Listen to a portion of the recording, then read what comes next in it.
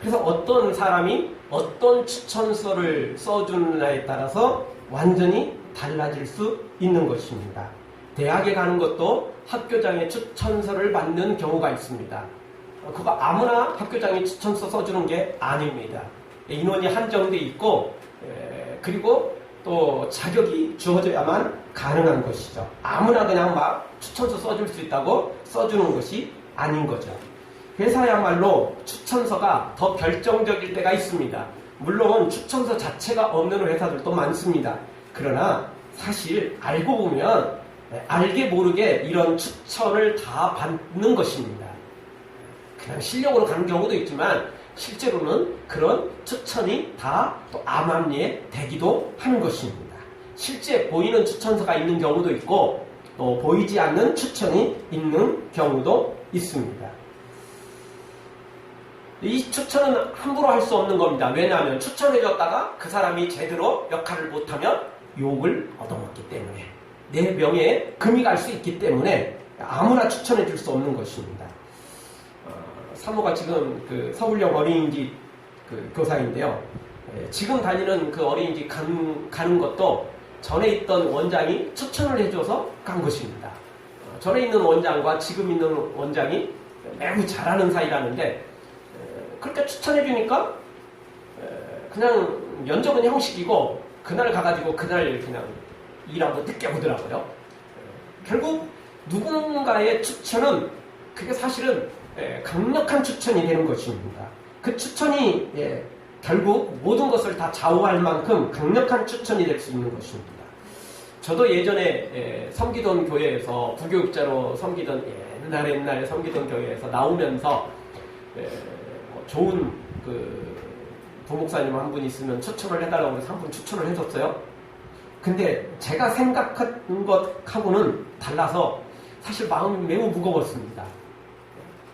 그 안타까운 건 제가 추천해준 교회에서는 또 저와 같지 않다는 것 때문에 조금 실망이 있었고 또 제가 추천했던 목사님은 생각했던 만큼 아니라고 해서 또 조금 실망하고 그 둘 다 실망하는 거예요. 그래서 참 제가 참 마음이 무거웠습니다. 그래서 추천이라는 게 이렇게 참 힘든 거구나. 왜냐하면 그냥 보통 추천하면 웬만하면 넘어가거든요. 근데 참 쉽지 않은 추천들이 있습니다. 그 하이리 학교에서 그 포항공대 입학 설명회가 좀 있어서 제가 좀 참석을 해봤었거든요. 근데 거기서는 추천서가 매우 중요하다고 그러더라고요. 그 학교는 어떤 교사가 추천을 했느냐가 그동안 오랫동안 몇 년 동안 그 추천해온 그것을 다 데이터로 갖고 있다는 겁니다. 그래서 어떤 교사가 추천했느냐에 따라서도 그게 가중치가 달라지며 또 어떤 교사가 어떻게 추천했느냐에 따라서 또 달라진다는 겁니다. 여러분 어떤 사람들은 추천을 할 때 적극 추천합니다. 그냥 모두가 다 적극이에요. 다 좋은 사람이고 괜찮은 사람이고 이렇게 후하게 추천해주는 사람이 있죠. 근데 어떤 사람은 또 기준이 짜요. 그래서 적극이라는 단어를 안 써요. 그냥 추천합니다. 뭐 이 정도만 돼도 이 사람은 다른 사람에 비하면 아무것도 아닌 추천이지만 또 이 사람은 웬만한 사람은 추천을 전혀 안 하는 사람이라면 그냥 추천합니다. 그 말만 써도 이 사람은 대단한 추천이죠. 그쵸? 아무나 추천해주면서 적극 추천합니다. 이렇게 쓰는 사람하고 추천을 거의 안 하는데 적극이라는 말도 안 쓰고 뭐 대단한 미사여구도 안 쓰고 그냥 추천합니다. 괜찮아요. 이렇게 하는 사람하고는 다른 거라는 거죠.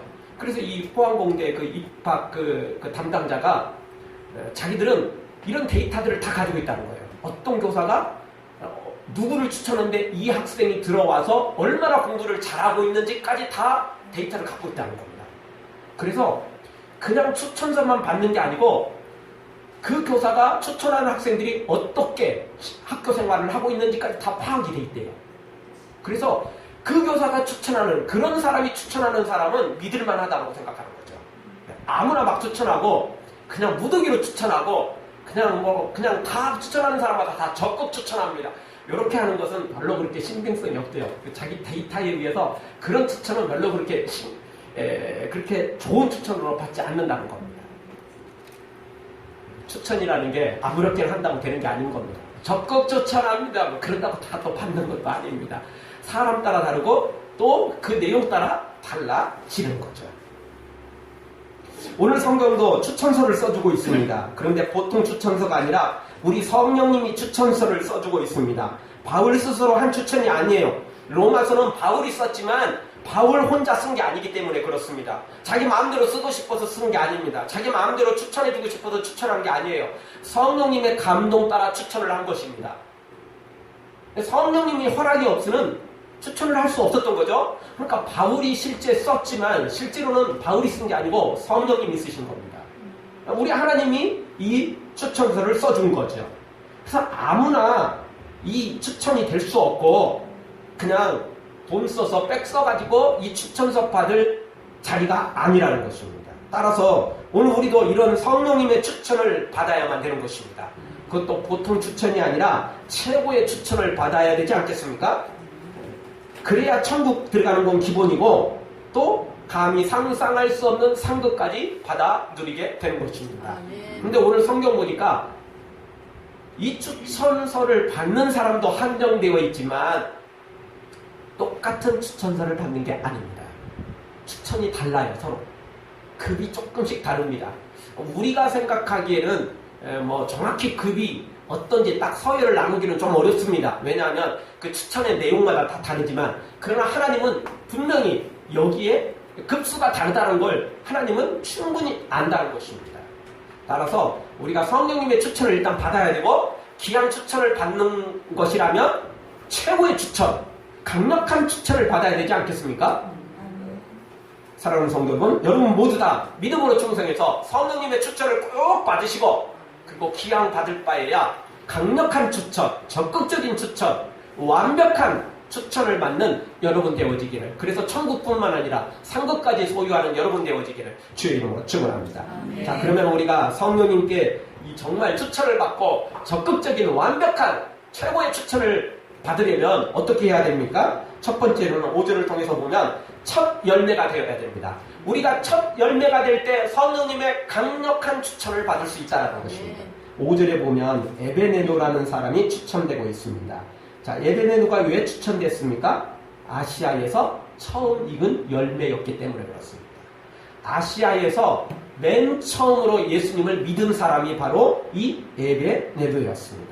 물론 아시아 사람 중에 제일 먼저 믿었다 이렇게 표현하기는 어렵습니다. 왜냐하면 아시아 사는 사람들 중에서도 예루살렘에 왔다가 믿은 사람들도 있거든요. 그런데 이제 바울과 전도팀이 나가서 전도에서 첫 열매 맺은 사람이 바로 여기 에베네도였다는 겁니다. 처음으로 나가 전도에서 얻은 열매가 바로 이 사람이었던 거죠. 여러분 정말 처음이 쉽지 않죠. 그래서 우리말에도 시작이 반이다 라고 말하는 거죠. 출발이 힘들어요. 시작이 그렇게 쉽지 않다는 겁니다. 아무나 출발하는 것도 있지만 아무나 시작하는 것도 있지만 시작이 어려운 게 있어요. 출발이 참 어려운 게 있어요. 그래서 시작이 반이라는 말이 나온 거죠. 자, 바울과 전도팀이 나가서 전도를 하는데 아니 모두가 다 할렐루야 아멘 천국 소개해 주시니 감사합니다. 예수님이 날 위해 죽으셨다고요. 할렐루야 아멘 다 이렇게 환영했겠어요? 아니요. 눈만 멀뚱멀뚱 뜨는 사람, 또 뭔 저렇게 잡소리를 저렇게 해야 되는 거야. 시끄러워 이러면서 방해하는 사람, 별 사람들 다 있지 않았겠어요? 그 중에 에베네노가 설교를 듣고 손을 들고 아멘 제가 예수님 믿겠습니다 이렇게 손 들고 나온 거예요. 그러니 이 에베네노가 바울과 전도팀에게 얼마나 귀했겠어요. 모두가 반대하는 사람만 있는 건 아니지만 또 그 중에 마음에 감동이 되어서 믿으려고 하는데 눈치만 보는 거예요. 내가 믿겠다고 이렇게 결심하면 다른 사람이 나 이상한 눈으로 보겠지. 나 귀 얇은 사람으로 다 알겠지. 처음 듣는 사람, 처음 만나는 사람 뭐 한다고 그냥 덥석 믿어? 이거 좀 웃기지? 뭐 이렇게 마음 들 때 에베네노가 손들어갖고 제가 예수님 믿겠습니다. 나의 구주로 영접합니다. 자, 이렇게 에베네노가 먼저 시작을 했다는 거죠. 그러니 얼마나 바울과 전도팀에게 위로가 되고 용기가 되고 맨 처음 전도하는 거잖아요. 맨 처음 가서 선교하는 거잖아요. 그러니 얼마나 귀했겠어요. 그래서 이 에베네노는 첫 열매였어요. 그래서 성령님께 추천받게 된 거죠. 첫 열매 너무너무 중요합니다. 누구나에게 첫 것은 다 소중합니다. 그러니까 사람들이 다 첫 것을 좀 귀히 여깁니다. 사랑도 첫사랑은 참 잊기 어려운 겁니다. 그렇죠? 그러니까 첫사랑이라는 말이 나오는 거죠.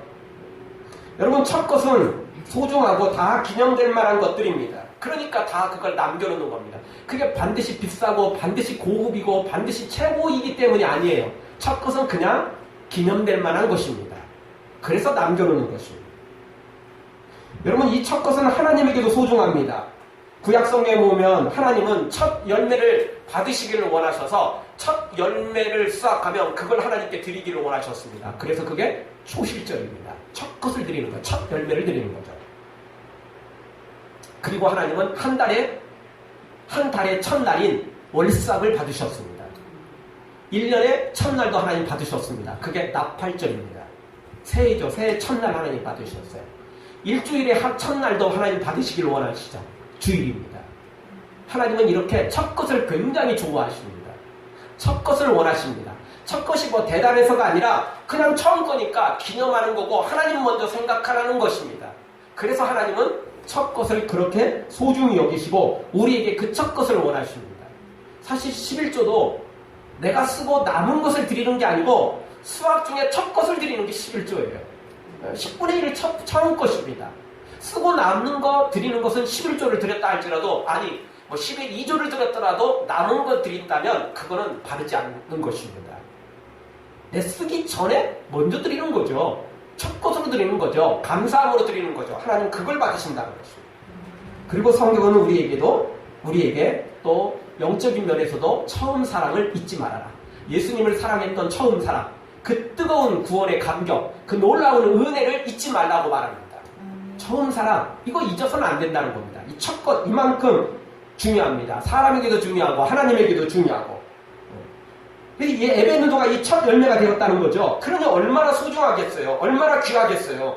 이 에베네도 때문에 많은 사람들이 함께 나도 예수님 믿을래, 나도 천국 갈래, 자, 이렇게 동참한 사람들이 여러 명 있지 않았겠어요? 이 에베네도가 처음 것이 됐던 거죠. 다들 눈치 보고 다들 사람 이목 생각할 때 에베네도가 먼저 앞장섰기 때문에 그렇습니다. 우리도 남들 따라가는 것도 좋습니다. 복 받은 길, 은혜 받은 길, 남들이 충성한 거 따라가도 아무 문제 없고 좋은 겁니다. 안 따라가는 게 문제죠. 그렇지만 기왕 신앙생활 할 바에야 내가 첫 열매가 된다면 얼마나 더 좋겠습니까? 기왕 한다면 남들 흉내내는 것보다는 그냥 뒷공무니만 따라가기보다는 내가 첫 열매가 되면 얼마나 더 좋겠어요. 내가 앞장서서 일한다면 얼마나 더 좋겠습니까? 그것을 하나님이 기억하신다는 것입니다. 에베네노는 첫 열매였기 때문에 여기 성경에 딱 들어와 버린 거죠. 처음 예수님을 믿기로 작정한 그 자체가 본인에게도 놀라운 은혜였지만 다른 사람에게 큰 영향력을 끼쳤다는 거죠. 선한 영향력을 끼친 거예요. 아무도 안 할 때 이 사람이 한 거거든요. 따라서 오늘 우리도 첫 열매가 되어야만 되는 것입니다. 특히나 우리 교회처럼 개척교회는 첫 열매가 될 수 있는 것들이 너무너무 많아요. 왜냐하면 오래된 역사를 가지고 있지 않고 또 인원이 그렇게 많지 않기 때문에 우리가 헌신하는 것들이, 봉사하는 것들이 많은 부분에서 처음 것들이 될 수 있는 거죠. 내가 헌신하는 게 곧 처음 것이 될 수 있고 그게 곧 우리 예수사랑교회의 역사가 될 수 있고 그게 꼭 기록이 될 수 있어요. 첫 열매예요. 다 대부분 첫 열매가 될 수 있어요. 왜냐하면 이제 새롭게 시작했으니까 첫 것이 될 수밖에 없는 거죠. 물론 두 번째 것, 세 번째 것이라고 하나님께서 차별하고 그냥 별 볼 일 없는 걸로 여기진 않습니다. 첫 것이라고 다 좋은 것만은 아닙니다. 그렇지만 남들이 안 할 때 내가 했다는 것은 그거는 첫 것으로서 매우 귀한 것이 되는 것입니다. 아무도 안 할 때 처음 했다는 것, 이거는 하나님 앞에 큰 칭찬거리가 되는 것입니다.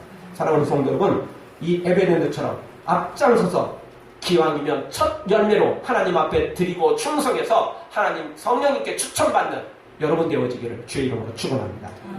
두 번째, 우리가 성령님의 강력한 추천을 받으려면 어떻게 해야 됩니까? 6절에 보니까 성도를 위해서 많이 수고할 때 성령님의 강력한 추천을 받게 되는 것입니다.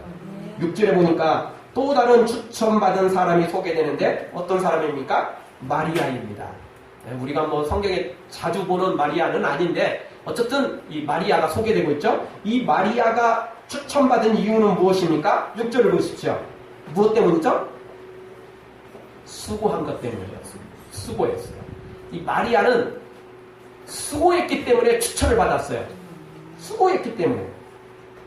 구체적으로 무엇을 수고했는지 오늘 성경에 소개하지 않고 있습니다. 그러나 분명한 건 마리아가 성도들을 위해서 수고했다는 것입니다. 그리고 그 수고가 적당히 수고한 게 아니에요. 체면상 수고한 게 아니에요. 그냥 대충 수고한 게 아니에요. 6절에 보니까 얼마나 수고했어요? 많이. 참 많이라는 말이 참 쉽고도 어려운 말입니다. 많이가 얼마죠? 네. 그 기준이 참 애매하죠. 기준이 애매해요. 어쨌든 많이라는 건 많다는 거예요. 적진 않죠. 근데 참 애매해요. 많이라는 게 뭐 기준이 없잖아요. 뭐 100이든지 1000이든지 뭐 이렇게 기준이 나와야 뭘. 예. 근데 많이인데 많이에요. 그리고 여기서 우리의 착각이 생겨요. 내가 생각하기는 많이인데 성령님이 생각하기는 많이가 아닐 수가 있어요. 또 우리가 생각하기는 별거 없다고 생각하는데 성령님이 생각하기는 그게 많이 될 수도 있어요. 그래서 우리 기준으로 많이 생각해서는 안 되고 성령님의 기준으로 많이 해야 돼요. 이 마리아는 성령님의 기준으로 많이 충성했어요. 그래서 추천을 받은 거죠. 그래서 추천받았어요. 여러분, 적게 받은 사람은 적게 충성하는 것 같아도 그게 많이가 될 수 있고요. 많이 받은 사람은 많이 충성한 것 같은데도 별것 없는 충성이 될 수도 있어요. 그래서 누가복음 말씀 보면 많이 받은 자는 많이 충성하고 헌신해야 되고 적게 받은 자는 그 있는 것만큼만 충성해도 하나님이 기뻐 받으신다는 거죠. 아멘. 따라서 오늘 우리가 기억해야 돼요. 그냥 내 생각에 많이 하면 안 돼요. 하나님 기준으로 많이 해야 돼요. 하나님 기준으로 많이 해야 돼요. 여러분, 주일날은 은혜 받는 날이기도 하지만 하나님께 헌신하는 날입니다. 하나님께 감사하는 날입니다. 하나님께 봉사하는 날입니다. 받은 것은 많은데 맨날 달라고 또 달라고 또 달라고 하는 것도 좋은 게 아니에요. 받았으면 하나님께 드려야죠. 감사해야죠. 영광 돌려야죠. 헌신해야죠. 충성해야죠. 그렇지 않습니까? 달라고 해놓고 또 달라고 또 달라고 또 달라고. 어렸을 때부터 그렇게 키워주고 시집보내 쓰면 됐지. 또 그냥 친정에 와가지고도 또 있는 거 없는 거 다 쓸어갖고 가면 되겠어요?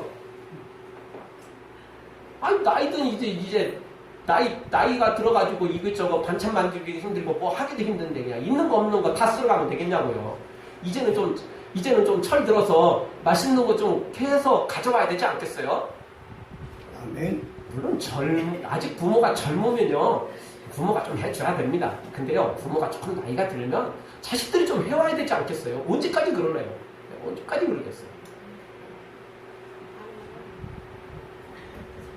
영원히 그렇게 할 수 없잖아요. 끝까지 그렇게 할 수 없잖아요. 맨날 와서 손만 벌릴 수는 없잖아요. 받은 게 많은데 말이에요. 이제는 좀 달라야 되지 않겠어요? 신혼부부들 이제 저렇게 애기 키우면 애기 키우기도 바쁜데 어디 뭐 반찬 만들고 그러겠어요. 그럴 때는 이제 시어머니가 좀 해줘야죠. 우리 안집사님은 뭐 어떻게 빠져나갈 길이 없어요. 워낙 젊고 힘이 있으니까 해줘야 돼요. 저렇게 손주까지 또 안겨줬으니 뭐 해줘야지. 어떻게 하겠어요. 해줘야죠. 그렇지만 이제 지금이야 그렇지만 10년이 흐르고 20년이 흘렀는데 여전히 아들이 며느리가 와가지고 맨날 해달라고 그러면 그 되겠어요? 그때는 이제 나이가 들었으니까 이제는 자녀들이 해줘야죠. 자녀들이 해줘야 되는 거 아니겠어요? 자, 우리가 하나님 앞에 내가 초신자일 때는 새신자일 때는 하나님께 은혜 주세요. 복 주세요. 그렇게 기도할 수밖에 없어요. 그렇잖아요. 그렇지만 이제 신앙생활이 좀 오래됐어요. 받은 복이 많아요. 하나님의 은혜를 체험한 게 많아요. 간증거리들이 많아요. 그런데도 불구하고 또 계속 하나님 복 주세요. 은혜 주세요. 또 복 주세요. 은혜 주세요. 언제까지 하시려고요? 복, 은혜 달라고 해야 돼요. 그렇지만 이제는요. 하나님 그동안 받은 은혜 많습니다. 하나님 그동안 받은 복 너무나 감사합니다. 이제 제가 충성할게요. 이제 제가 헌신할게요. 이제 제가요. 우리 하나님 기쁘시게 해드릴게요. 이제 제가요. 다른 초신자들 좀 섬겨줄게요. 이래야 되지 않겠어요? 철들어야 되지 않겠냐고요. 그래야 된다는 거죠. 여기 마리아는 은혜를 받고 그리고 이제 수고했어요. 얼마나? 많이. 얼마나 많이인지는 모르지만 성령님이 많이라고 인정을 하셨어요. 성령님이 인정을 하셨다니까요. 많이 충성했다고 말해요. 요즘 교인들은 봉사할 생각을 않고 편히 앉아서 은혜 받을 생각만 합니다. 편히 앉아가지고 뭐 설교가 뭐 은혜가 되느니 안 되느니, 교회가 뭐 은혜가 있다느니 없다느니, 뭐 사랑이 있다느니 없다느니 판단만 하려고 합니다. 초신자라면 괜찮아요. 이제 막 신앙생활하는 사람이라면 뭐 충분히 그럴 수 있어요. 그러나 신앙생활은 이제 10년, 20년 됐고 중직자가 됐고 또 중직자가 아니라도 재직이 됐다면 이제는 좀 뭔가 좀 달라져야 되지 않겠어요? 은혜 받으려고 하지 말고 복 달라고만 맨날 하지 말고 이제는 제가 주님 섬기겠습니다. 이제는 제가 헌신하겠습니다. 라고 해야 된다는 것입니다.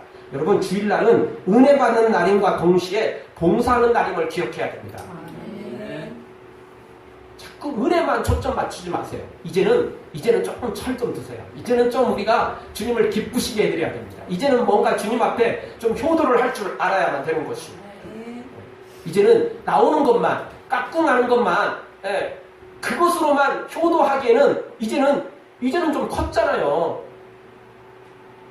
꼬마 애기나 그냥 웃어주기만 해도 효도할 때가 있는 거고 그냥 까꿍하는데 막 거기에 반응만 해도 효도가 될 때도 있지만 크면은 다르잖아요. 조금 크면 이제는 그거 갖고는 안 되잖아요. 조금 크면 고사리 손으로 안 많은 신용이라도 좀 해줘야 되지 않겠어요? 조금 뭔가 좀 이렇게 신용이라도 해줘야 되지 않겠어요? 그래야 그게 뭐 그게 꼬마 아이가 뭐 안마해주고 두드린다고 뭐가 시원해지겠어요? 그러나 진짜 시원해지는 겁니다. 왜죠? 그게 안마가 됐기 때문이 아니라 그 아이의 그 따뜻한 마음 때문에 그 사랑 때문에 그게 진짜 엔돌핀이 팍팍 솟아오르게 되는 거죠. 그 우리 주님 앞에 우리가 그런 기쁨을 드려야만 되는 겁니다. 작으면 작은 대로, 약하면 약한 대로 그렇게 봉사하고 이제 조금 신앙이 성숙해지고 내가 받은 복이 많다면 더 크게, 더 많이 주님 앞에 봉사할 때 우리가 주님 앞에 많이 수고했다라고 이 마리아처럼 적극 추천을 받을 수 있다는 것입니다. 우리 다 같이 따라서 한번 하겠습니다. 예배당엔 은혜 받고 예배하고 봉사하는 곳이다. 예배당은 예배하고 수고하는 곳이다. 맨날 은혜만 받는 곳 아니에요. 맨날 은혜 주세요, 복 주세요. 맨날 그냥 하나님 제 기도 들어주세요. 그 영원히 그 노래로 그냥 반복하지 마세요. 그만 우려 먹으시고 자 이제는 메뉴를 좀 바꿔주세요. 어떻게? 주님 제가 봉사하겠습니다. 이제 제가 헌신하겠습니다. 제가 이제 충성하겠습니다. 마리아처럼 수고하되 많이 하겠습니다. 라고 메뉴를 바꿔주세요. 그러면 주님께서 우리의 그 수고를 인정하실 것이고 우리에게 강력한 추천서, 정말 최고의 추천서를 써주게 될 것입니다. 그러면 우리는 그 추천서 갖고 천국문에 들어가서 천국 들어갈 뿐만 아니라 상급까지 받아 누리게 될 것입니다. 사랑하는 성도 여러분, 마리아처럼 많이 수고함으로 헌신함으로 성령님의 강력한 추천을 받기를 주의 이름으로 축원합니다. 마지막 세 번째로 누가 성령님의 강력한 최고의 추천서를 받게 됩니까? 7절에 보니까 하나님의 사람과 함께 고난을 받을 때 이 추천서를 받을 수 있다는 것입니다. 7절에 보니까 이 안드로니고와 유니아가 추천을 받고 있습니다. 근데 추천받은 이유가 뭐죠? 바울과 함께 감옥에 갇혔기 때문에 그렇습니다. 하나님의 사랑과 감옥에 갇혀서 고난에 동참했기 때문에 이 추천서를 받게 된 것입니다. 대단한 일을 한 것 아닌 것 같은데도 불구하고 절대 이게 작은 일이 아닙니다. 여러분 어려운 일 당할 때 힘들 때 함께 한다는 거 참 어려운 겁니다. 여러분 세상에요 돈 있고 권력 있고 뺏길 때는 사람들이 막 우르르 몰려듭니다. 인산인해로 몰려듭니다. 그래서 옛말에도 정승에 개가 죽으면 운명성실을 이루지만 정승이 죽으면 아무도 안 온대요. 이유가 뭐죠? 권력이 사라졌으니 뭔 소용이 있겠어요. 권력이 있을 때는 개가 죽어도 대단한 거예요. 이유와 명분이 충분하거든요.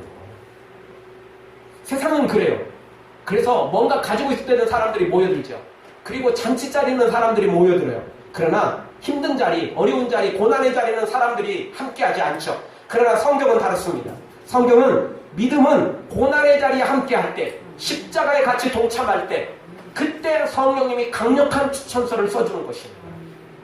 영광의 자리, 축복의 자리, 칭찬받는 자리, 박수받는 자리, 이런 자리는 가봤자 손해예요. 그래서 성경은 뭐라고 말하죠?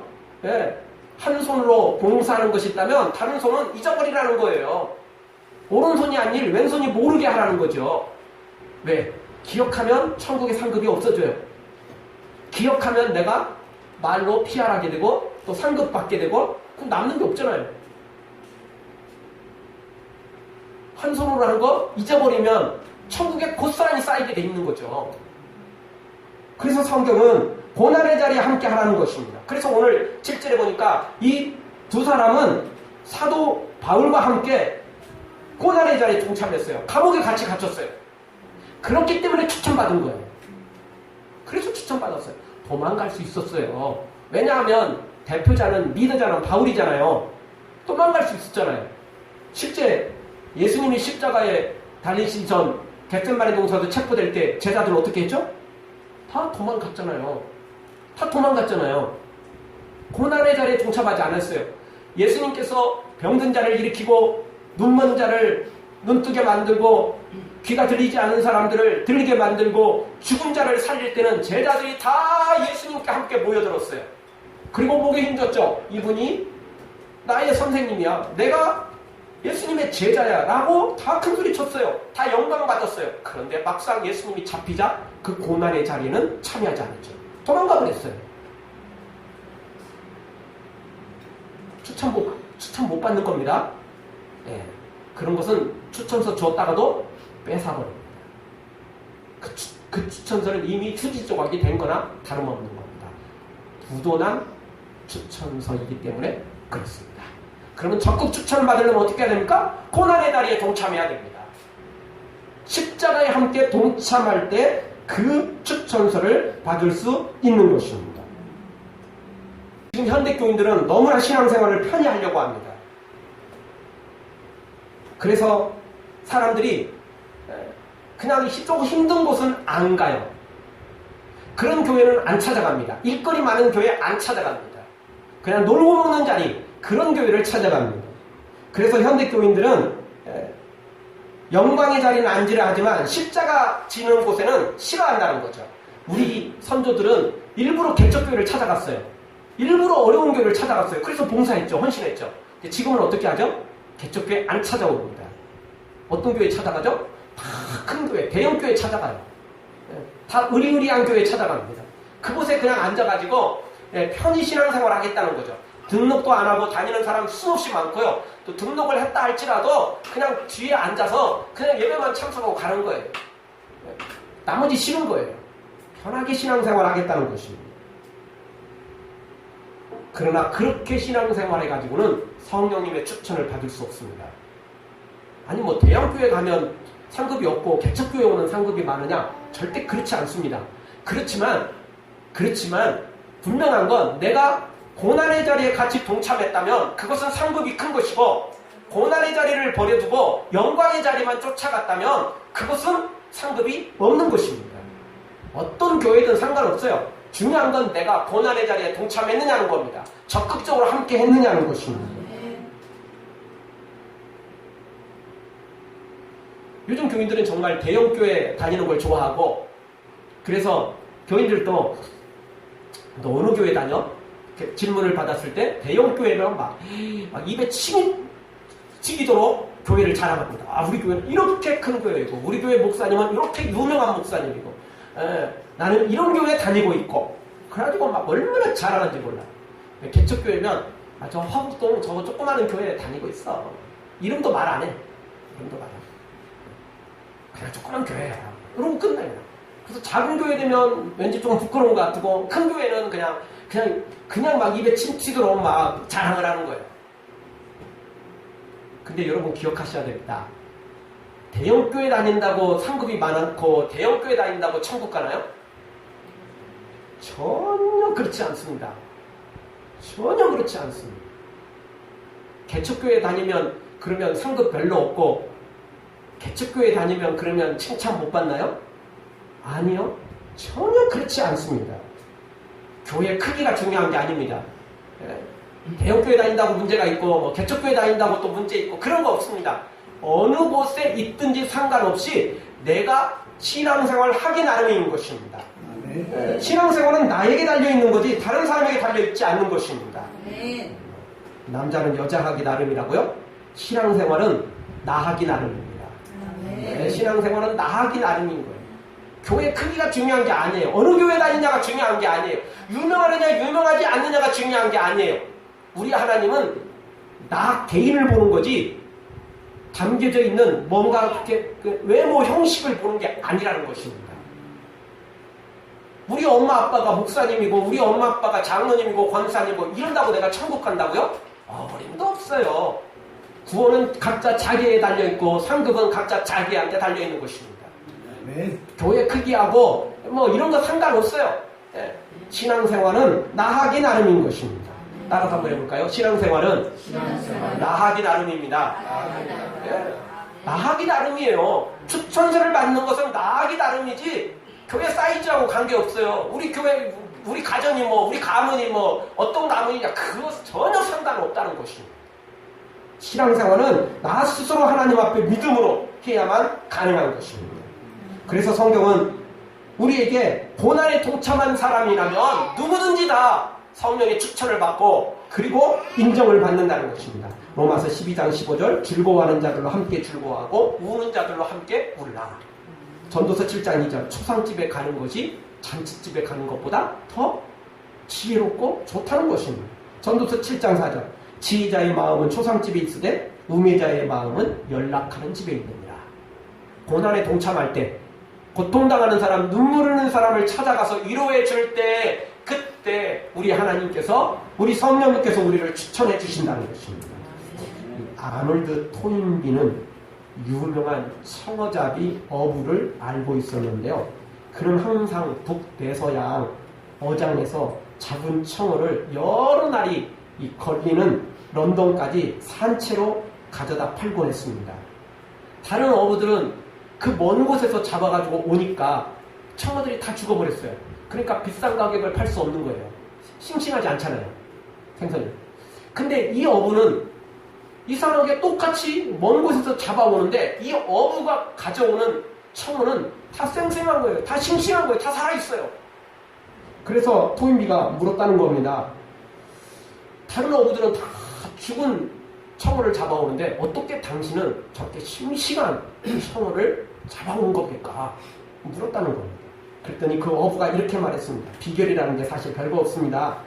제가 잡은 그 배에 그 고기 탱크에 물을 넣은 다음 청어를 넣고는 그리고 메기 몇 마리를 청어 속에 집어넣으면 되는 겁니다. 그러면 그 메기가 청어를 잡아먹게 되는데 사실 그 며칠 동안 오는 사이에 몇 마리의 청어를 잡아먹게 됩니다.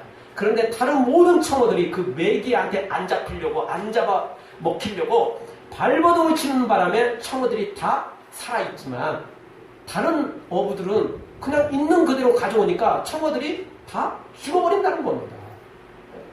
그러니까 사실 고난이라는 게요. 고난이라는 게 우리에게 좋은 건 아니지만 그런데 그 고난 때문에 우리가 사는 겁니다. 아멘. 여러분도 신앙생활 해보시면 알 것입니다. 좋고 편안하고 감사한 일 많고 즐겁고 행복하면 여러분 기도하십니까? 처음에는 좋아요. 주님 감사합니다. 할렐루야. 아멘. 근데 이게 이틀, 일주일, 한 달, 1년 가면 여러분의 신앙은 죽어갑니다. 처음에 할렐루야. 아멘. 감사의 예물도 드리고 봉사도 하지만 조금 지나고 나면 이제 우리가 적응되면 그때부터는 달라져요. 달라집니다. 그리고 게을러지기 시작합니다. 왜? 기도할 게 없어요.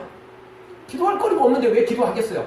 그 기도의 자리에 나와도 별로 기도할 거리도 없어. 처음에는 할렐루야 아멘 감사합니다가 정말 감사의 기도가 나오지만 조금 지나고 나면 그 감사도 무뎌지시거든요. 그런데요, 우리가 신앙생활 그렇게 하다가도 집안에 큰 일이 생기면 정말 눈물이 생기면 갑자기 또 내 마음이 달라지죠. 그래서 주님 앞에 무릎 꿇고 또 기도하죠. 네, 기도하게 돼 있어요. 고난 때문에 사는 거예요, 사실. 우리는요, 행복한 거 좋아하죠. 좋은 일 많으면 좋아하죠. 당연히 좋죠. 저도 여러분과 제가 다 복받고, 은혜받고, 평안하고, 다 좋은 일들 많았으면 좋겠어요. 그런데요, 그렇게만 신앙생활했다면 저나 여러분이나 다 신앙 망칩니다. 그게 망하는 길입니다. 고난이 필요해요. 우리 사람에게 고난이 필요한 겁니다. 왜냐하면 그 고난 때문에 기도하고 그 고난 때문에 하나님을 찾고 그 고난 때문에 우리가 믿음에서 떠나지 않기 때문에 그렇습니다. 이 어부가 맥이 집어놨기 때문에 몇 개는 상했죠. 몇 개의 청어들이 잡아먹혔어요. 몇 마리의 청어가 잡아먹혔지만 나머지가 다 쌩쌩하잖아요. 우리가 고난 때문에 몇 개 손해를 봤어요. 물질의 손해를 볼 수도 있고 건강의 손해를 볼 수 있고 또 다른 어떤 것을 손해볼 수 있죠. 우리가 신앙생활 할 때는 그러는 거잖아요. 몇 가지를 손해볼 수 있어요. 그러나 그거 손해본 것만 생각하지 마세요. 그것 때문에 우리가 하나님께 더 큰 복을 받은 것을 생각해 보세요. 그러면 우리가 주님 앞에 이 고난에 더 적극적으로 동참할 수 있다는 것입니다. 왜냐하면 그 길만이 우리가 사는 길이며 그 길만이 우리가 하나님 앞에 추천을 받을 수 있기 때문에 그런 것입니다. 바울은 골로새서 1장 24절에서 내가 이제 너희를 위하여 받는 괴로움을 기뻐하고 그리스도의 남은 고난을 그의 몸된 교회를 위해서 내 육체에 채우노라. 이렇게 고백을 했습니다. 남은 고난을 내 육체에 채우겠다라고 결정을 했고 고백을 했고 또 그렇게 살아갔던 사람이 바울이었던 것입니다. 사랑하는 성도 여러분, 여러분 모두 다 고난을 피하려고 하지 말고 고난을 도망가려고 하지 말고 고난에 대해서 불평하지 말고 그 고난의 뒤편에 숨겨진 하나님의 놀라운 기적을 바라보면서 그 고난에 동참하여 성령님의 강력한 추천을 받는 여러분 되어지기를 주의 이름으로 축원합니다. 아멘. 기도하겠습니다. 우리 통성으로 한번 기도할 때 주님